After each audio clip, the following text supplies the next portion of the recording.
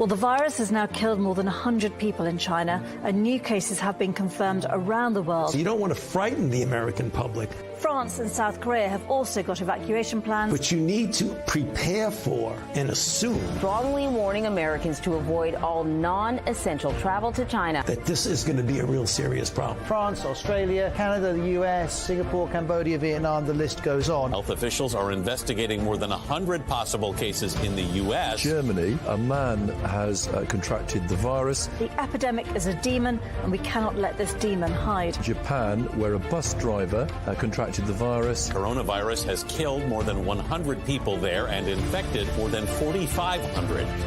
We have to prepare for the worst, always, because if you don't and the worst happens. War Room Pandemic. Here's your host, Stephen K. Bannon. Welcome. It's Wednesday, the 26th of June, year of our Lord 2020, live from our nation's capital. It's War Room Pandemic. Now the home of a podcast that has 10 million downloads. Remember, we've got John Fredericks Radio Network, 99.1 and 103.9 in Chicago, the John Fredericks Radio Network, including all his news stations. We got AmericasVoice.news and on Dish Channel 219 and Newsmax TV. But before we get to our celebration on 10 million downloads, and the reason we're kind of proud of that is that we're ubiquitous everywhere. We're on cable TV, we're on streaming services, we're on obviously Facebook, YouTube, we're on IRS throughout the world, shortwave radio, medium wave radio, in Mandarin later in the day. I think we have over 100 million views. And all the different apparatuses. Hashtag War Room Pandemic is on fire as the community, at War Room Pandemic, at War Room 2020. Want to make sure you're a participant in this and part of it. We got so much to get through today, and we've got in the second hour, Bill Gertz is going to be live from Arizona. There's a major speech being given today by Robert O'Brien, the National Security Advisor, the day after President Trump was at the wall. He's in Phoenix, Arizona today in a major speech about the U.S.'s relationship with the CCP, the Chinese Communist Party, in the nation of China. That's going to have Bill Gertz on live. Bill's actually out in Arizona at the speech. Liz Ure is going to be on about this controversial subject we touched on the weekend with Francesco Galliotto, his new book, Red Contagion, how the Chinese Communist Party is using Italy as its Trojan horse into the West. This whole discussion of the secret deal with the Vatican and Miles Guo's, quite frankly, the very provocative statement he made about the financing of the Vatican. And then we've got a lot to go through.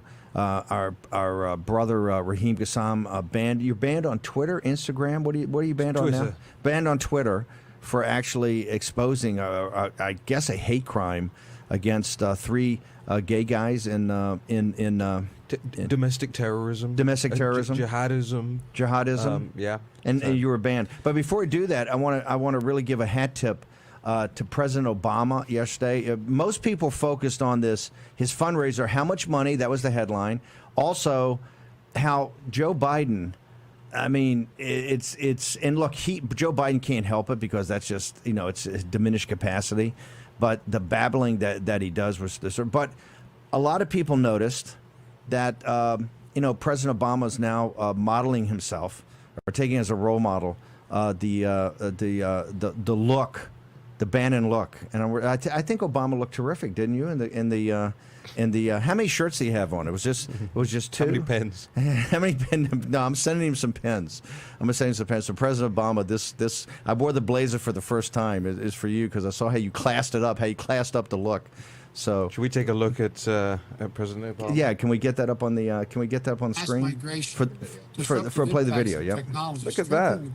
That is an homage. Stop the Cold War future. Stevie also has that blank look on his face, just like you do when Biden talks. This is for President Obama. Yeah, about to look. He was. I mean, Greg, you described it pretty well. He was in shock. He was trying to decipher what Biden is saying. Right, we're going to have another Cold War, a new Cold War, or something like that. It was pretty. He had no idea what Joe Biden was saying. He was trying to decipher it, but the pain in his face, the agony, it was palpable. Yeah. Listen, this is not going to end well for the Democrats, and we're going to talk about polling in a second. but it's just not going to end well. And it's unfortunate in the fact that it is time to have a national discussion and what the alternative the Democrats are putting forward. And this is why I say President Trump he's the forces of order, and Joe Biden represents the forces of chaos. And everybody said, well, how can you say that? Jesse Ward said the other night, Trump's brand is chaos. I said, not actually. He is actually the organizer of order, and Biden has all these forces of chaos around him. Then you look, but Biden can't make that argument because his diminished capacities. And, I don't know how they're going to address it, but Greg Mans, I think you're 100% correct. When you see President Obama yesterday with that look of anguish, like, what are we doing here, right? And that's the first time he's really stepped in. I think it was the first fundraiser. Okay, before we go and talk about polling, we're going to get to the pandemic. We got so much to go through today. I want to go back to this information warfare, because remember the president yesterday, didn't they once again they put when he was saying about the chaos in the city, right? When he's talking about the chaos in the city, and this is not from peaceful protesters. This is not people that are protesting Mr. Floyd's murder in Minneapolis. This is not the peaceful protesting part of it. What he's talking about is what happens after that. It's the Antifa, and it's this antagonistic to the police and to destruction of property, and not just destruction of property, but to icons like St. John, the defacing and desecration of St. John's Church, the defacing of the Hay Adams Hotel, which is a historic hotel named after John Hay, President Lincoln's, the great emancipators, secretary during the Civil War.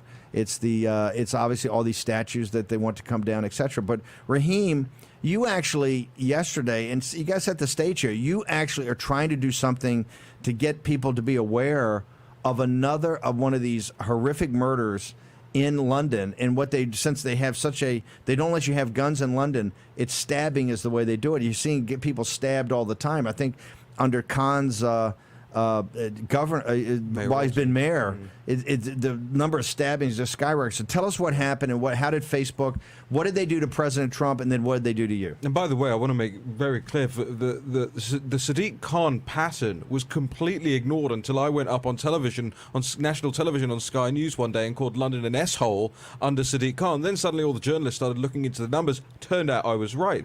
But here you see another incident of where you have an asylum seeker from Libya, Kairi Sadala, who was living in a flat in Reading, and went and attacked and stabbed to death 3, what we later learned, gay men in a park in Reading. Now, Sadala was on... Were they targeted by this guy, you think? Well, they're still investigating, but here's the thing. Here's what we know. We know that there was a Black Lives Matter protest in the park earlier that day. We know that there were LGBT allies of Black Lives Matter protesting in the park. They don't hide, they have the flags, it's a coalition. I'm not saying it's all the gay pride movement, but there's an aspect that's an ally, and so in coalition. Right, and then what we know is that allegedly Kairi Sadala went and stabbed up to 12 people, I think it was, and 3 died. He got into a park and stabbed 12 people before any police activity. Stabbed 12 people. Yeah. And 3 murders. Yeah. Is this a guy that does that?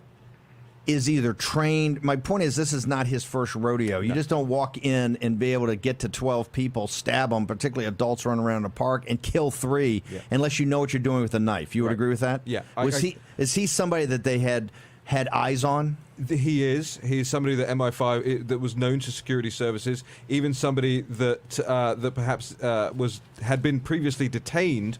I'm not sure if he actually spent any time in prison, but certainly was on the radar, to the point where the police knew exactly after the attack where to go, where to raid within an hour or so of the attack. But here's what I really want to get into. So I tweet the live breaking news video of this happening while it happens over the weekend, because people need to know about it, and that's what news is. Whether it's ugly, whether it's awful, we have to see it all the time. We saw it with the George Floyd killing. The video remains on social media. We saw it with the David Dawn killing, live streamed on Facebook. But when I tweet the video of the Libyan asylum seeker murdering gay white men in Reading, Twitter suspends me. They pull down my account and say, you may not tweet this. But the other videos are fine, and the other videos remain up. And here's... But what reason do they use? So they use the reason, and in fact, I'm now in an appeal process, so I can no longer see the reason. But the reason was, you may not show a moment of death.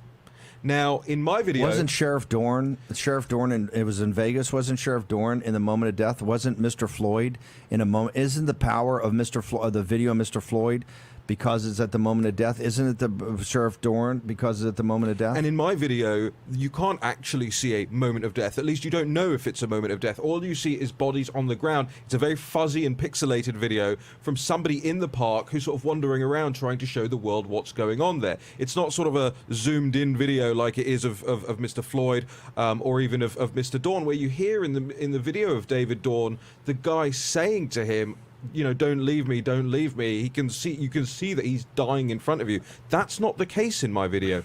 But here's the really interesting thing. On the weekend, a few of us, you know, Brexit MAGA people on Twitter, we all tweeted it. And we all noticed that as soon as we tweeted it, there were a flurry of mostly new accounts, mostly anonymous accounts, with those sort of string of 9 numbers after them that you see, piling into our tweets saying, reporting this, reporting this, reporting it. Thousands of tweets reporting us from brand new accounts. That's Wuhan. That is an organized effort. That is not just people coming in. That is the organized effort in back of a lot of this, right? And a lot of people recognized it then on the weekend, that there was mass reporting going on of this stuff. So I've been kind of waiting to see if Twitter would do anything, and sure enough, last night, suspension. For our audience, let's go to what they did with President Trump yesterday. Yeah. President Trump put out some tweets about what he's going to do. We covered it on the show yesterday. This is somewhat tied to the Tom Cotton letter about the monuments, but it's actually even deeper. It's about the Chazes, about these occupied areas, correct? And we noticed that the media, I went on CNN the last 2 days, no reporting from Seattle, right? All of a sudden, that's not a story, right? Isn't that amazing? That's not a story. It's like it's gone down the memory hole. Once made, and they've had a fourth shooting as well, which is nice. And so we're going to get to this entire thing, but let's go back to what the president did. Well, the president tweets that people who tried to set up an autonomous zone in Washington, D.C. would be, quote, met with serious force, which is exactly what the authorities are supposed to do if somebody is trying to annex part of a U.S. city.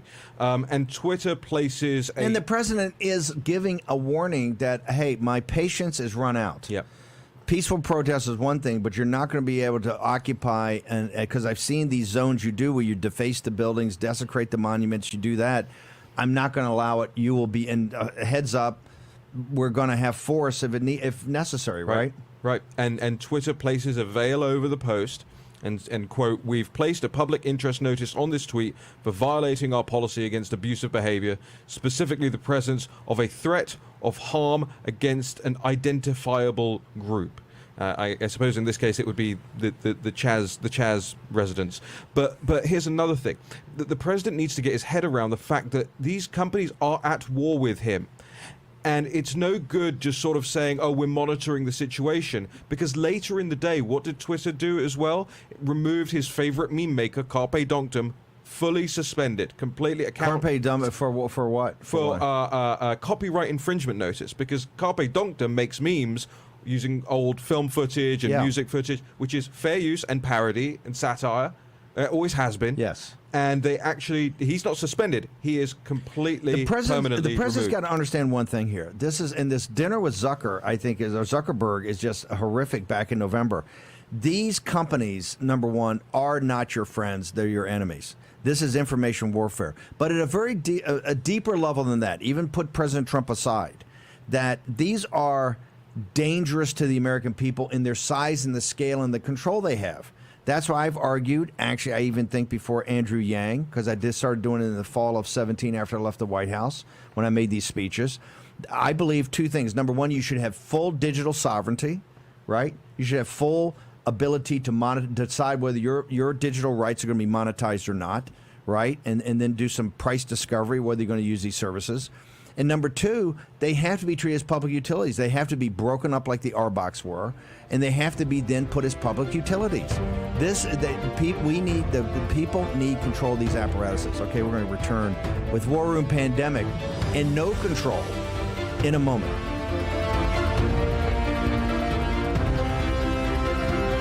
Pain, swelling, stiffness. When your hands hurt, you can't function. Until now. Introducing the new Copperfit compression gloves with sure grip technology to give you more power, more control, and more agility than ever. Our most advanced copper-infused compression fabric woven into an ultra-lightweight performance glove that fits like a second skin to support relief and recovery of sore muscles and painful joint stiffness. And new Sure Grip bands built in to provide a strong, non-slip grip for more power and control. You need total control of your hands when you're doing anything with construction. Your hands are your livelihood. The Copperfit gloves are great. The grip is outstanding here with these different ribs. It makes my hand a lot more usable. It just feels like you're just ready to start the job. The gloves have been a game changer for me. They help with flexibility and pain and soreness. They allow me to do my job even better. Breathable wicking fabric with an open finger design for full range of motion, feel, and control. They relieve my pain. When I grab something, I'm not in pain. The support or whatever magic these things do, I don't know what it is. It doesn't matter to me what it is. It works. I get a lot of pain, and it can make it difficult to do the smallest thing. While I'm wearing this, I do not have any pain. I can use it on the keyboard, I can use my phone, I drive with it, I sleep with it. I love this glove. The new Copperfit compression gloves with Sure Grip technology. Relief from painful muscle and joint soreness. Guaranteed or your money back. Call 1-800-984-5571 or on the web at getcopperfitgloves.com for only $19.99. Order right now and your shipping is free. I tried it, I use it, I know it works. Copperfit gloves definitely just make my life better. I've used Copperfit before. This has helped my hands so much. These things work. Feel better with copper-infused compression. Ask for it by name. Copperfit compression gloves. This is Kate. Hey. She takes 2 prescriptions. Kate's son Jack takes one too. Kate works hard and thought she had good insurance. But she still pays too much. That's no good. So Kate downloaded the GoodRx app. Now she can compare prescription prices to find the best discounts. She even beats her insurance price. Good for you, Kate. Good for you. GoodRx. Stop paying too much for your prescriptions. Download the free app today. I see what's possible instead of what's here. Others see cracked concrete, broken backboards, run-down courts. I see a way to bring pride back to communities. Art can change it all. Bright colors, a bold vision, and it can be somewhere that brings people together for games or hangouts or whatever. A place that makes people proud, like this is my neighborhood. That's why I made Project Backboard and a site with GoDaddy. How will you make your mark? Make the world you want. War Room Pandemic with Stephen K. Bannon. The epidemic is a demon, and we cannot let this demon hide. War Room Pandemic. Here's your host, Stephen K. Bannon. I took off my jacket, and now we got staticky. Right. When I put President Obama, this is actually the look, and I'm going to forward you some pens. You know, I actually like President Obama personally a lot, and people give me a lot of grief for that, particularly all the deplorables. I don't like any of his policies, but here's what I liked about him. In 2014, remember, he got smoked in that midterm election. Smoked. Not as bad as 10. 10 was one of the great smokes of all time, but in 2014, after he beat Romney so bad in 12, they got smoked, and he came. And everybody's talking about, John Boehner's going to become speaker, and they're all this. The Republicans are now going to be in charge, and everything like that. Yeah. And President Obama came out. I think it was the next day, and had that press conference, and I think it was the East Room, and he lays down the 10 action. I think that's when he did Doc. I mean, we're sitting there and good. That's a honey badger, pure honey badger. His thing was, I'm Barack Obama, and you're not. Who do you got? Paul Ryan and Boehner. Okay, bring it, lads. Was that the pen and the phone moment? Which one was that? We said, I've got a pen, I've got a phone. Yes, exactly, Yeah, exactly. Right. Yeah. He went full honey badger. Remember, and then they had that compromise on the budget. Remember, he got his budget. He literally got everything he wanted. That's honey badger. That's leadership. right? Particularly when he got, and the whole media was sitting there, the end of his administration, this is going to be 2 years of grinding. He stepped up and showed you what was going on. Okay, I want to go back to, are there alternatives? People keep talking about why we don't have platforms that are alternatives. And I want to get to we're going to get to the pandemic here in a second. Are there alternatives out there? Because my goal or objective of public utility, break them up, antitrust, digital sovereignty, each person gets their own digital rights, how to monetize it, and you're going to have to pay for these services, but you get to monetize your own rights. Are there alternatives? There are alternatives. There have been alternatives for some time that hadn't really got traction. There has been a couple that have been susceptible to lots of bad people joining them and flooding the streams with things that nobody wants to be associated with, and therefore they don't get much traction. There are also alternatives which have been working flat out that I've been monitoring for quite some time. And the one that seems to be, it was trending on Twitter last night as myself and Carpe Donktum was suspended, was Parler, P-A-R-L-E-R. And this is a company that's been around, I think 3 or 4, maybe even longer, years now, that actually started kind of just as a carbon copy of Twitter, but now has its own little features. Like, for instance, on Parler, you can actually tip a contributor. So if you're a registered Parler user, and the great thing is with something like Parler, they require identification from everyone. So I love you that. cannot be a bot. No anonymous. Your name has to be up there. You can still have some phony name. You can have an anonymous name, but they verify that you are a real person. I got a cure for all this. Why don't we just take anonymity away?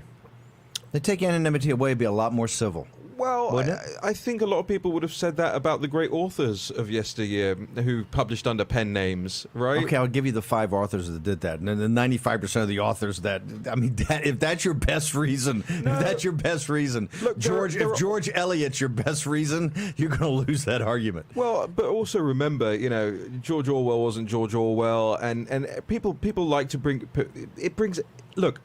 Speaking of George Orwell, I think we're having a big announcement this year. I'm getting the George Orwell Award. From where? We're gonna break that news. I'm gonna break that news later this week. But you just did it. I'm gonna tell you the group, but it's a I don't want to say it's a prestigious award, but the guy that got it before me was Snowden. So I'm the second. To get the George Orwell Award, you need to know what George Orwell's original name was.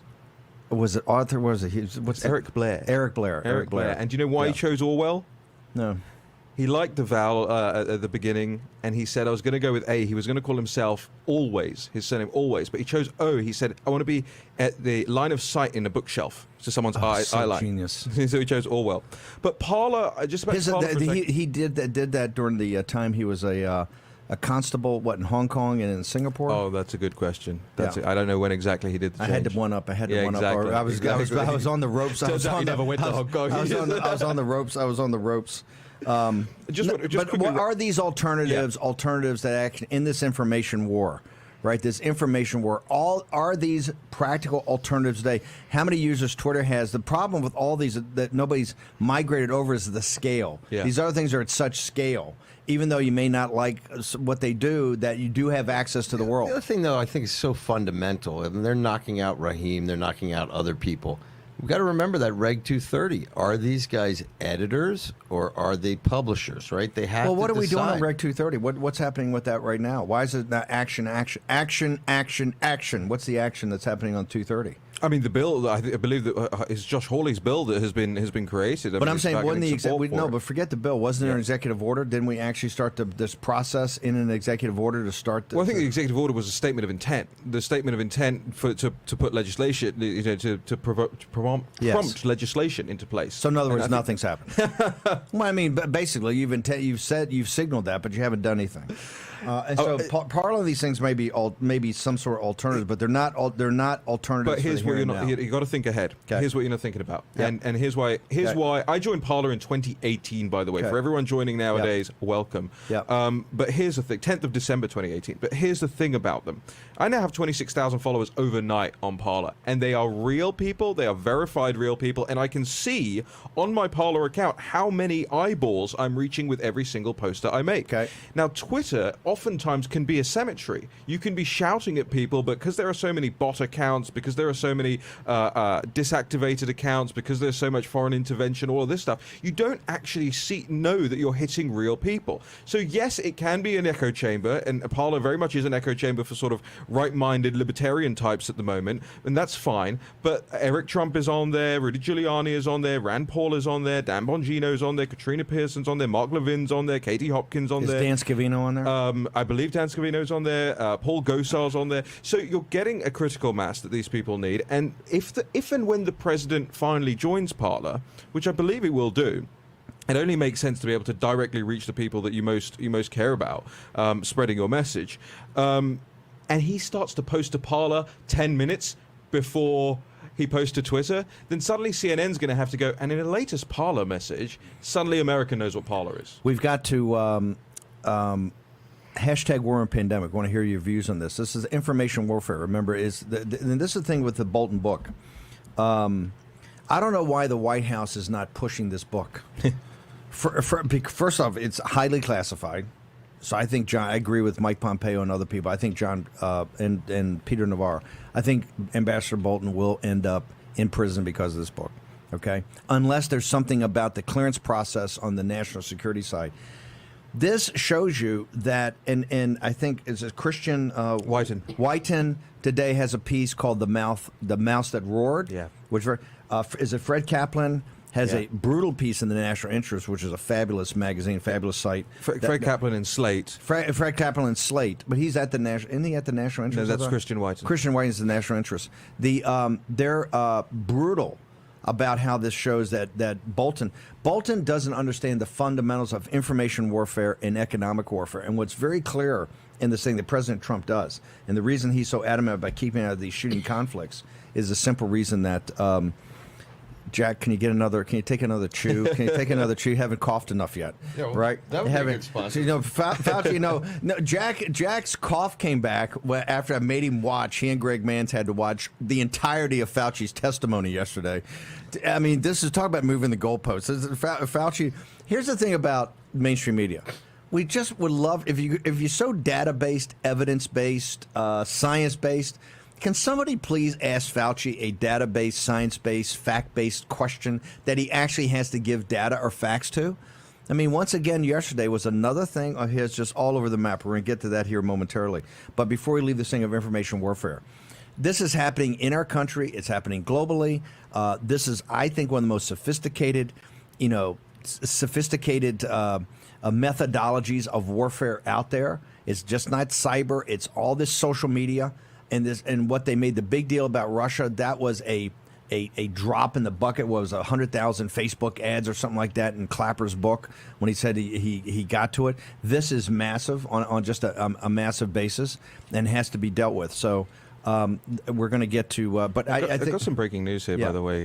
Just to jump in real quick. About 11 minutes ago, The Hill reporting appeals court orders judge to dismiss Flynn charges. A federal appeals court on Wednesday ordered a judge to grant the Department of Justice unusual move to drop charges against former National Security Advisor Michael Flynn. Developing story. Oh, that's fantastic. Is that over and above the? That means the consultant they have. Is that what it went to the appeals court? I think that was the case. Yeah. This is fantastic. I wonder if they appeal and try to go to the Supreme Court on this. Let's see. But should take the appeals thing. Let General Flynn. He's been put under enough. Nonsense for the last couple of years, and what a solid guy that was. If General Flynn had been around, you wouldn't have had the room where it happened. Absolutely true. You would not have had the room that it happened. I noticed that was the plan all along? I noticed there are some things that are missing from Ambassador Bolton's book, Ambassador Bolton. I kind of call you now the Immaculate Conception. How John Bolton just kind of appeared, right? John Bolton makes it sound like it was just John Bolton, the gravitational pull of his wisdom and his ability and everything like that. That is an outright lie, Ambassador Bolton. You know it's a lie. I know it's a lie. Other people know it's a lie. In a place of our choosing, that will all come out. But don't think that John Bolton was just some sort of immaculately conceived in the Trump administration, right? Well, obviously, clearly you don't want to get into detail now, but just explain what you're talking. John Bolton got the job. I don't want to show my. I don't want to show my face cards here, right? Right. I'm holding 4 aces, so I don't want to show my face cards. However, He was not immaculately conceived. President Trump, he went on the top of the mind that, hey, I got to get John Bolton. I need John Bolton's advice. I got to get John Bolton right away. John Bolton had, how do we say this politely, many sponsors, okay? And it's the story of how John Bolton even got into the room where it happened is actually the story. Somebody told me, look at the places that aren't criticizing him right now. But it's, hey, crickets in some quarters. Big crickets. Okay, take a short break. We're going to get back and we're going to, Jack Maxey's going to walk us through the pandemic.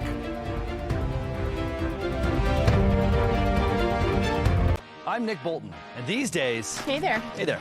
It seems everybody has a pair of tactical sunglasses. Good morning. Morning. But what if you already wear glasses? Then you need these flip-up tack glasses. These new glasses fit right over your existing eyewear to give you all the benefits of our tack glasses while you comfortably wear your regular glasses. Plus, like all tack glasses, flip-up tack glasses feature Bell & Howell light filtering technology that makes invisible objects suddenly become visible. There's just nothing like them on the market today. Here you go, buddy. Thanks, Nick. Act now to get your flip-up tack glasses for just $19.99, and we'll even ship them to you free. But wait, order today and you can get a second pair. Just pay a separate fee. Here's how to order. Call 1-800-284-4127 or go to flipupglasses.com. That's 1-800-284-4127 or order online at flipupglasses.com. At Leaf Filter, we're on a never-ending journey to end gutter cleaning forever. Whoa! Way too dangerous, Bill. Say goodbye to that ladder. Way too clogged, Melissa. Those black gutters are causing serious damage to your home. Look at these cracks in your foundation. Leaf Filter, the nation's #1 rated gutter protection system, will keep you safe and protect your home. Leaf Filter's stainless micromesh screen fits over your existing gutters and is guaranteed to filter out everything except for water. No more leaves or debris in your gutters for the life of your home. Schedule your free gutter inspection and estimate, just like Paul. With Leaf Filter's lifetime warranty, we guarantee you'll never have to clean those nasty gutters again. Everybody okay with that? I sure am. Call 833-LEAF Filter or go to getleaffilter.com for your free gutter inspection and estimate. Act now and save 15% off your purchase. Have you or a loved one taken Zantac or another heartburn medication and developed cancer? You may be entitled to compensation. The FDA just announced that it is requesting manufacturers withdraw from the market all prescription and over-the-counter ranitidine heartburn medications, commonly known by the brand name Zantac. This is the latest step in an ongoing investigation of a contaminant known as NDMA in ranitidine heartburn medications. NDMA is a chemical that the FDA and World Health Organization both classify as cancer-causing. Now, prior to this announcement, CVS and Walgreens pulled Zantac from their shelves, citing the link between Zantac, NDMA, and cancer. If you or a loved one have taken Zantac or another heartburn medication and developed cancer, how do you fight for the compensation you deserve? You choose the right legal team that has the experience, support staff, and resources to seek the most compensation for your injuries. Call for more information and a free case review. War Room Pandemic with Stephen K. Bannon. The epidemic is a demon, and we cannot let this demon hide. War Room Pandemic.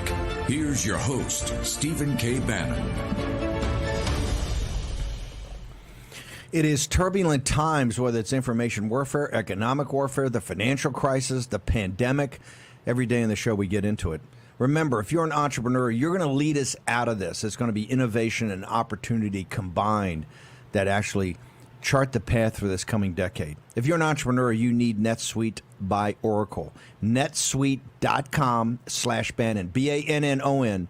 Get your report today called 7 Action Steps Every Entrepreneur Has to Be Taking. Remember, Oracle is the #1 platform on the cloud. NetSuite is in over 20,000 businesses. So if your business is $1 million to $100 million, you need the combined software package that is NetSuite. That is NetSuite by Oracle. Remember, go to netsuite.com/Bannon, Bannon. Go there today and get your report. Now we got, you're giving the signal, Greg. We got breaking news. Yep, we have breaking news. Senate Democrats are going to block the Tim Scott police reform bill, which was previously set for 11:30 a.m. cloture vote today. So they're not going to vote for cloture of this thing. Does that mean now they're not going to have any debate on the Senate floor? This kind of goes back into to try to hammer this thing out? Democrats want Republicans to come back to the negotiating table, and they say that it's fatally flawed in its current form.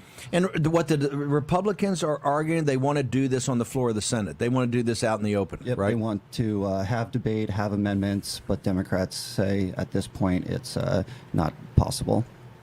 Why are the Democrats? They don't want to see they don't want the public to see the sausage being made? Yeah, and I think that the fact that the outright ban on chokeholds and qualified immunity are two of the main sticking points. Greg Manns nailed it 3 weeks ago. Qualified immunity. And speaking of qualified immunity, recently the state of Colorado did take their own action and outlawed qualified immunity. Outlawed it. Yeah.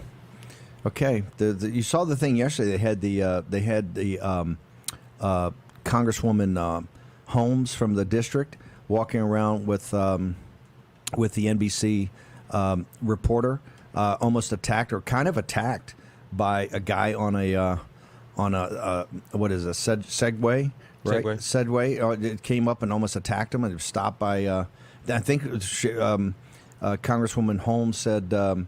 Where are the police when you need them, or something like that? Oh, this was Andrea Mitchell, wasn't it? Andrea Mitchell, yeah, and Congressman Holmes. Yeah. Congressman Holmes. Yeah. They were walking in front of they were walking basically with St. John's Church on one 16th side, Street, and 16th Street, and the Hay Adams on the other, and they were walking. I think they were in a two-shot. Yep. I think they were having a conversation coming up, where Black Lives Matters, where they basically call Black Lives Matter Plaza now, and this guy comes out of. I didn't think he came out of nowhere. First of all, I thought their security should have had an eye on him, but that's the question. Why do you have security if you want to defund the police? And we're seeing this. Before we get to the pandemic, I want to go back to the Chazzes. Why have the Chazzes were nonstop 24-hour coverage on CNN as both a street fair and then the demands. And then all of a sudden, when people started getting shot and killed, and one of the reasons that the young man, the 19-year-old, died, I understand, at least when reported, is people couldn't get in to try to save him, if he could be saved, because of the crowd, right? Now we've had another shooting. The mayor, who was a former U.S. attorney, who was the prosecuting, at least oversaw the Bundy situation where, hey, any two people that got guns is a conspiracy, right? John Brown Gun Club, Mayor Durkin. Now all of a sudden that the mayor, and we talked about the former police commissioner and head of police for Washington, D.C. and Philadelphia on MSNBC a couple weeks ago said, hey, I don't agree that the police allowed this to happen. The mayor didn't have their back, and you guys are going to have a problem. And he called it. He says, give this about a week or two. It's not going to be a street fair, okay? And then you're going to have a problem going and taking it in. Right. This is what the president's trying to stop in Washington, to stop these things from getting built, from getting taken over, from getting, the Occupy zone. And then you don't have the problem of people getting shot, and you also have the problem of having to go and clean it out afterwards. Right. And, of course, we saw that horrific footage of the activists yesterday screaming in the face of the black policeman there, and it wasn't the only one, by the way. That happened continuously throughout the day yesterday. I actually went downtown. A white guy, yeah. right? Yeah, abusing. I mean, the police should not have to take that type of abuse, and particularly minority police, who they single out for particular abuse. Let's go to. We got a pandemic. And is this pandemic on fire? Let's go first off to Fauci's test. Did we pull any clips from Fauci yesterday? Did we have Fauci, particularly his great one that this is the most important, Jack, 2 weeks in the pandemic? Of all the weeks we've had, and we've had some pretty, we've been doing this since January. There's been some pretty, February and March and April had some pretty dark weeks, right? Why is, when the whole nation's opening up, what is his logic for why is the next 2 weeks the most important weeks in this pandemic? Well, I mean, if you can divine what is going through Fauci's mind, you are a better oracle than I, Steve. I think that what he's saying is he's trying to pile on with some of the statistics that we're seeing. We are seeing spikes in several states around the country. I think 27 states and territories have actually seen increases in cases over the last week. What is absent from this entire discussion? But hold it, but isn't the reason they have increased cases is that we're doing increased testing, and we want to be doing increased testing.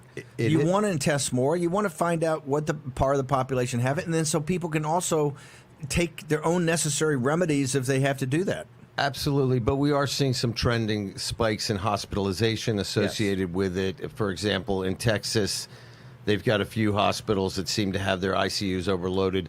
But what I want to make very clear to people, the media is saying this, and I went today and I looked at the stats for every single hospital in the state of Florida, for example. They're saying a half a dozen are a little bit tight, but when you look through the ICUs throughout the state, these are in the same exact averages as they would be on this day in any other year. I think the key thing that we have to remember as they try to inspire a little more panic here is that from the start, this has all been about not overwhelming the hospitals.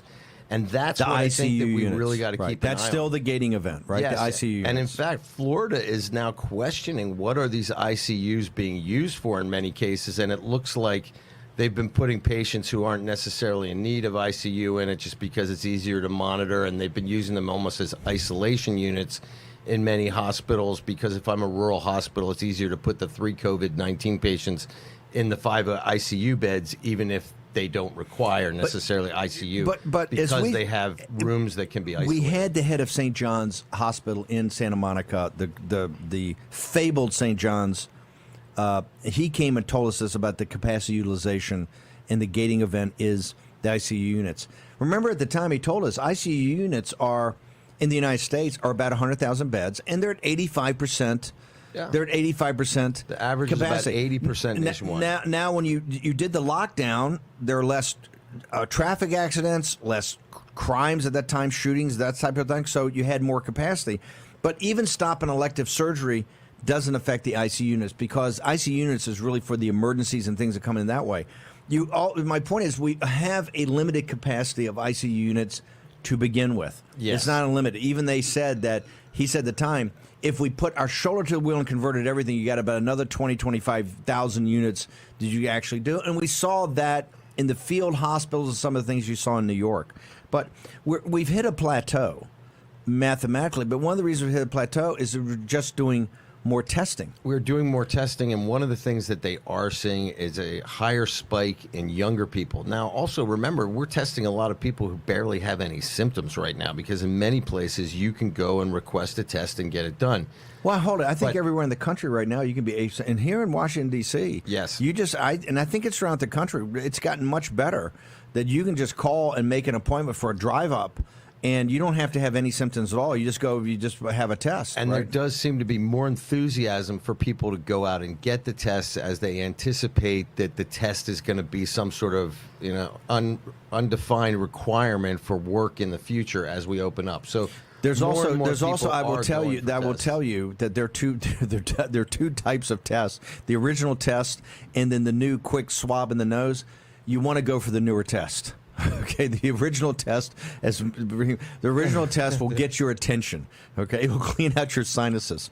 And around the world, there's some interesting things going on with the coronavirus, and I think they have some economic impacts. But first, I want to jump your case about one thing. The EU yesterday says, "Hey, we're stopping all travel."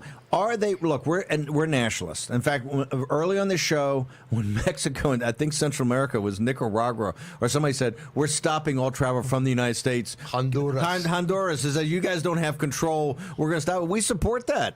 If you think you got a better deal and you don't like what we're doing here, remember we're the guys that said you should shut down all travel into the United States and inside the United States, air travel out of New York, poor Puerto Rico. New York City's still bombing down there with 9 flights a day. The interim governor of Puerto Rico is saying that. So. I got to give a shout out to Puerto Rico because when we were talking to the epidemiologists about this coming thing in February, really Puerto Rico looked like it was just going to get hammered. So I give big props to Puerto Rico. I think they've had 131 fatalities. They've had one of the best records of any state or territory in the nation. So little Puerto Rico did a pretty good job with very limited resources. On Fox yesterday, the doctor, I think it's Dr. Siegel or one of the doctors on Fox, one of the medical authorities said during the day about EU, hey, they got to remember what we did for them in World War II. I don't think that's comparable at all. No. If the nation states over there make a determination, I have no problem whatsoever with an individual nation saying, hey, We don't like the way you're handling it. We got a different deal. We got different criteria, and shut it down. To me, that's part of nationalism. Each set of people have to figure out how they want to do this, and the best way you got local control is at the national level. And I have no problem if they think the United States is not doing a good job. That's for their determination, and we can argue that and go back to them. But right now, even on international travel, I just don't think it's a time that people ought to be flying around internationally. We still don't totally have control of this. We're trying to open, remember, rapidly, smartly, and safely, right? And you have the governors, each has a different plan to do it, right? And you're seeing this roll out with the federal government support, but each guy's got to do it. And how do you think we're doing with the states here before we get to the international part? Well, when you look at the individual states, we're seeing, as I said, 27 states actually have a little bit of an increase from the previous week. The states that seem to be doing the most poorly are Texas with an 8% increase, Washington 5%, California 8%, Arizona 12%. But the only way you can judge it, when we say poorly, the only way you can judge it is percentage of testing. You're going to have nominal increases if you're just testing more. And I also think this is not an opinion about whether there's social distancing or social separation or restaurant openings or everything like that. We just are testing more, right? And so you're going to see. And we've seen this all along. And what we have seen on a national basis is a decline over a period of time in the actual daily deaths. Now, yesterday, you will see the media is going to be hammering it everywhere. We had a new spike. It went up to 833. But what we've seen, if you look at the charts, almost every Monday, Tuesday, the deaths have a spike because of essentially accounting issues over the weekend and the end of last week. It's not because of what people are doing over the weekend. Well, you got to remember this disease has about a 2 or 3 week lag. One of the things that I find very, very interesting, if you watch CNN or MSNBC, they talk about the danger of these restaurants. And in Florida, they're saying, oh my gosh, we shouldn't have opened up the bars and the nightclubs. Yet I have not seen the mainstream media make even one comment about the fact that we have had millions of people out in the streets for the last 3 weeks, and how that may have had an impact. Did Fauci? I want to come back. Did Fauci actually use the term systemic racism? Had institutional racism? Didn't he say that yesterday in his testimony? I want to pull this. We're going to take a short commercial break. Look at that. We're going to take a short commercial break. Stephen K. Bannon, Jack Maxey, Greg Manns, Raheem Kassam. War Room Pandemic. We're going to return next hour. Bill Gertz, Liz Yore, and a special guest from Hong Kong. Brett Favre, legendary quarterback. Jerry Rice, legendary wide receiver. You ready for your weekly meeting? Yeah, we're ready. Let's do this. Let's stack the deck.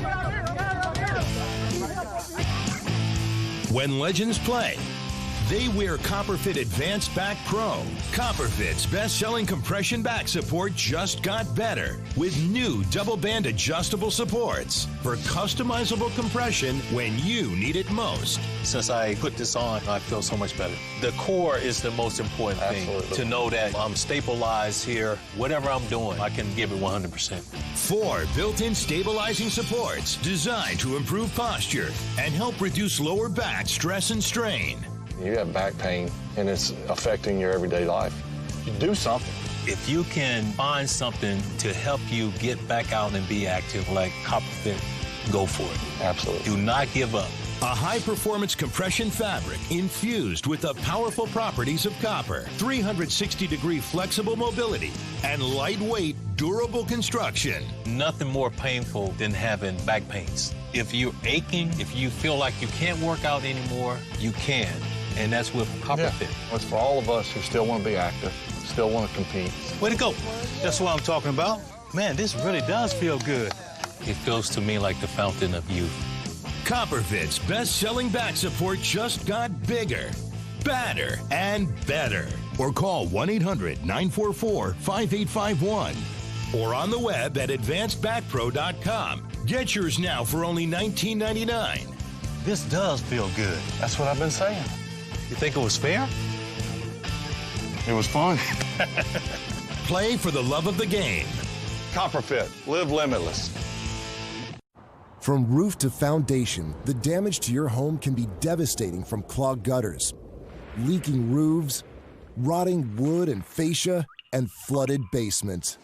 Protect your entire home with Leaf Filter, the nation's #1 rated gutter protection system. Once our ladders go up, you can put yours down forever. One of the things that I like the most is that I don't have to get back on the ladder anymore. Leaf Filter starts by cleaning, sealing, and realigning your gutters. We then install our micro mesh screen over your existing gutters, which is guaranteed to filter out everything except for water. Trying other products is what made us finally go to Leaf Filter. And Leaf Filter's lifetime transferable warranty makes it an extraordinary value. Leaf Filter is going to make my home more valuable, especially when I go to sell it. Call 833-LEAF-FILTER or go to getleaffilter.com for your free gutter inspection and estimate. Call or log on today and save 15%. War Room Pandemic with Stephen K. Bannon. The epidemic is a demon, and we cannot let this demon hide. War Room Pandemic. Here's your host, Stephen K. Bannon. We're going to get back into the details of the pandemic part of this, particularly here in the United States, and Dr. Fauci's testimony yesterday. But one thing for certain, if you listen to this show 6 days a week, these are turbulent, uncertain times. But remember, in turbulent, uncertain times, opportunities present themselves. Now, when you look at your portfolio, particularly your retirement portfolio, it's now time to at least consider precious metals. If you own stocks or bonds, or if you own index funds, if you have a 401k, the top group in the world is Birch Gold Group. Go to birchgold.com/Bannon, Bannon. It's a 20-page report on how you have to think of using precious metals in your investment portfolio. Now, that can be either the direct ownership and possession of the precious metal or included in some sort of fund. And Birch Gold is the leading provider of that in the country. So birchgold.com/Bannon, Bannon. Go there today and get your 20-page report. By the way, did Don Jr. tweet that out on Parler, or he tweeted it out on Twitter? On Twitter. Okay. Talking about my suspension as well as Carpe Donctums. So clearly people are noticing. Go back to Carpe and tell our audience, maybe that's not as sophisticated in new media, why is Carpe so important? So Carpe Donctum is just a working class guy from middle America who started making just incredibly funny video memes on Twitter, and within the first, I think, tranche of 6 or 7 was noticed by the White House, was noticed by Dan Scavino, was noticed by the president, and he got retweeted by the president. And he's been such a massive account on the political right on Twitter for over a year, maybe even more than that now, and would parody CNN. When you take somebody's intellectual property, if you use it in fair use as part of a thing, I do it in films all the time, or use it as parody or satire, it's a First Amendment. You can actually do that. You can actually use the intellectual property and not pay them or ask their permission, as long as it's short, little, tiny clips. Yes. And that's what this is, because it's Twitter. And the bizarre thing about this is that they've not just suspended him or removed those posts due to copyright infringement arguments. Even if they are getting some from lawyers, they've completely deleted his whole account. Let's go back to Dr. Fauci. Okay. Where do we stand? Here's what I was concerned about yesterday. Number one, the CDC said that the virus, the pandemic, brought the nation to its knees. Redfield said that. Redfield said that. Look, Dr. Redfield seems like a good man, right? Agreed. He seems like a good man. He's over his head as head of CDC. It's been a debacle. And remember, everybody said, Bannon, deconstruction administrative state. Bannon wants to tear everything down. No, what deconstruction administrative state was you have to take a bureaucratic apparatus has got too smothering, too overwhelming, too much inertia. The CDC in this pandemic is a perfect example. You need a great CDC. Nobody's arguing that. But look at the bureaucratic nature of what the kind of medical establishment has done during this pandemic. And then for him to sit there and says, I don't remember the country being brought to his knees. Look, we went through a big hit. There was dramatic, when President Trump took dramatic action, great things happened. But for him to say that, and that is like pre-thought through. That just went off the top of his head. That's what he really believes. And then Fauci, once again, I thought Fauci was all over the map in this thing of the institutional racism about increasing it. I want him to expound upon that more. If that's your belief, Walk us through the details. And Dr. Fauci, have you at the White House ever said that to anybody in a task force? That's a question I would ask him. I said, have you sat there in a task force and said that? And what are your, if you've said that, what recommendations did you put forward so that we could deal? Maybe we don't agree with the concept, but if you got action steps to get around that, what did you do? Nobody asked him that. Right. And Fauci, this is once again just throwing out a firebomb, right, with no support. And I didn't see anybody on CNN last night or MSNBC last night lighting Fauci up for saying that within out, hey, what have you done? What is your, nothing's inevitable. Through human action and human agency, we're going to sort this thing out. What have you, Dr. Anthony Fauci, done besides go on TV and have Brad Pitt play you, right? Well, I mean, what's also quite interesting, he does say that institutional racism, the condition of the black community, has made them more vulnerable to this virus. And yet again, I go back to this is the comorbidity. Yes, and if we're concerned about people's safety, how come Dr. Fauci, this guy who runs the National Institutes of Health, who is concerned with all of our well-being, how come he never stepped out and said, hey, maybe we should do these protests by Zoom, guys, instead of going out in the streets and exposing each other to this disease? He never said. But even leaving, okay, that. But even leaving the Zoom, the protest by Zoom. Now you're getting right-wing talk radio on me. Let's go back to his NIH. I'd like to see from NIH the internal reports and the action steps that should have been taken. And did we not take them? How can we do this? Look, we're trying to get to. America is a very practical country, right?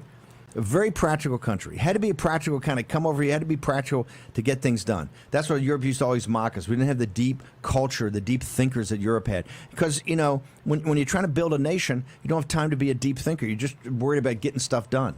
So we're very practical people. This whole thing with Fauci, if that's actually the case, you can make that argument. Give me the punch list of what should be done. And is it not being done? And how can we do it better? And this is why I've argued we need a commission, a Floyd commission named after Mr. Floyd for this minority policing. Let's get the best minds of the country. But even here in the task force, I'd like to get the task force minutes to see what Dr. Fauci's doing, except going on congressional testimony and throwing a bomb. Well, one of the things that I don't understand is we love doing these retrospective studies, right? They like to go back and look at the data. I'd like to go back. If Fauci feels so strongly about this, that this is a real public health issue, this racism, systemic racism, what has Dr. Fauci done to attack the healthcare issue of systemic racism in his 40 years at the NIH? Did a light bulb just go off today? I mean, did the weather vane, the wind blew and Fauci went with the crowd? Let it be noted, #War Room Pandemic, that Jack Maxey's actually listening to Steve Bannon. That was a complete, beautiful regurgitation of my point. But I thank you. I just want to. Hey, but Jack got himself off the ropes. He punched himself out of the corner there. But what has Fauci actually done? But that's no, exactly. Okay, remember, it's turbulent times. And in turbulent times, entrepreneurs are going to seek opportunity and lead us through this. If you're an entrepreneur, you need NetSuite by Oracle. It's the software package for you. $1 million to $100 million in revenue, you need NetSuite. NetSuite.com/Bannon. Go there today.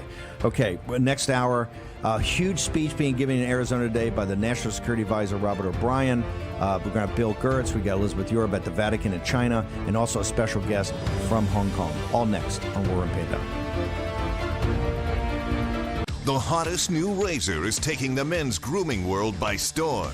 And if you don't have it, you need it. Micro Touch Solo, the hyper-advanced full-body razor that trims, shapes, edges, and even shaves with micro precision. And it's totally safe to the touch. Go solo for full body control with one tool. No nicks.